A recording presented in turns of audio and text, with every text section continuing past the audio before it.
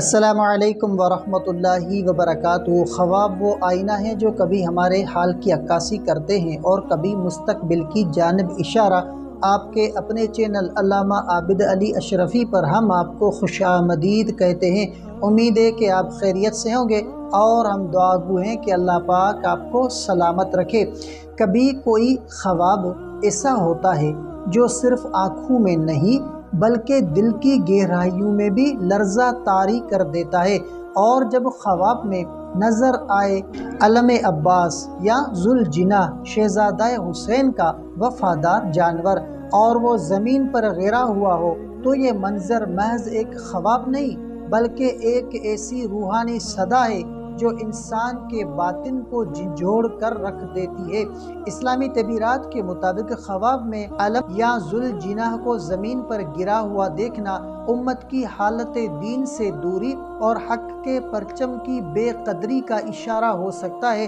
علم کا گرنا دراصل اس بات کی علامت ہے کہ لوگ دین کی علامتوں سے غافل ہو چکے ہیں، امانتیں اٹھائی جا رہی ہیں اور وفا، قربانی اور حسینی پیغام کمزور پڑ رہا ہے۔ ذوالجناح کا زمین پر گرنا وفاداری، غم اور اہل بیت کے ذکر سے دوری کی نشانی بن سکتا ہے۔ یہ خواب ایک تنبیہ ہے کہ ہم نے جن نشانات حق کو سینے سے لگانا تھا انہیں ہم نے صرف رسموں تک محدود کر دیا ہے۔ اگر خواب دیکھنے والا شخص علم یا ذوالجناح کو اٹھاتا ہے تو یہ خوش بختی کی علامت ہے کہ اللہ تعالیٰ نے اسے دین کے کسی بڑے کام کے لیے چن لیا ہے، اور اگر خواب میں وہ ان چیزوں کو گرتا دیکھ کر روتا ہے تو یہ اس کی محبت اہل بیت، دل کی پاکیزگی اور بخشش کی امید کا نشان ہوتا ہے۔ تو علم کا گرنا ہو یا ذوالجناح کا جھک جانا، یہ سب ہمارے دلوں میں چراغ جلانے کے لیے ہوتا ہے۔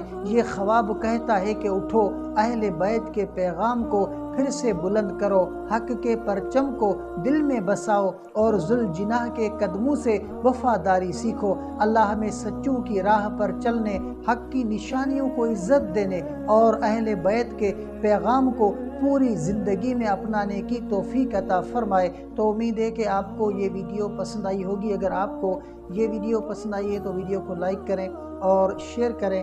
چینل پر نئے ہیں تو سبسکرائب کریں۔ اگر آپ کا کوئی ایسا خواب ہے جس کا آپ تعبیر جاننا چاہتے ہیں تو کمنٹ کر سکتے ہیں۔ انشاءاللہ آپ کو آپ کے خواب کی مکمل تعبیرات اسلامی تعلیمات کے مطابق بتا دی جائے گی۔ تو ملتے ہیں اگلی ویڈیو میں، تب تک کے لیے اپنا بہت سارا خیال رکھیں اور ہمیں اپنی دعاؤں میں یاد رکھیں۔ السلام علیکم ورحمۃ اللہ وبرکاتہ۔